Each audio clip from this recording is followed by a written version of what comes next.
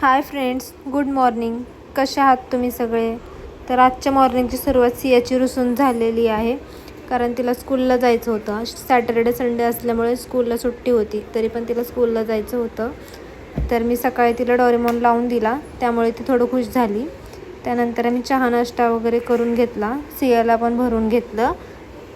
मग मला बाहेर जायचं होतं थोड्या वेळासाठी, तर मग सियाला घरीच ठेवलं, कारण बाहेर खूप ऊन होतं. उन्हामध्ये मग तिला परत त्रास होईल, त्यामुळे मी तिला बाहेर घेऊन गेले नाही. तर तुम्ही बघू शकताय की किती ऊन आहे बाहेर. त्यानंतर मी घरी आले, तर घरातली सगळी कामे तशीच राहिली होती. मग मांडणीला भांडे वगैरे लावून घेतले, किचन वगैरे साफ केलं, झाडू फरशी वगैरे करून घेतले. त्यानंतर भांडे घासले, कपडे धुवून झाले. त्याच्यानंतर मी सियाला विचारलं की तुला काय खायचं आहे, तर ती मला बोलली की मला गाजरचा हलवा खायचा आहे.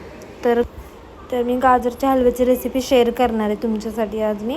तर तुम्ही कसा करता गाजरचा हलवा मला कमेंट करून नक्की सांगा. आणि मी आज रेसिपी बनवते, तर मला पण कमेंट करून सांगा की मी कसं बनवलं आहे गाजरचा हलवा. तर चला मग मी तुम्हाला दाखवते मी गाजरचा हलवा कसं बनवला आहे. त्याच्या आधी मी 2 गाजर धुवून घेतले.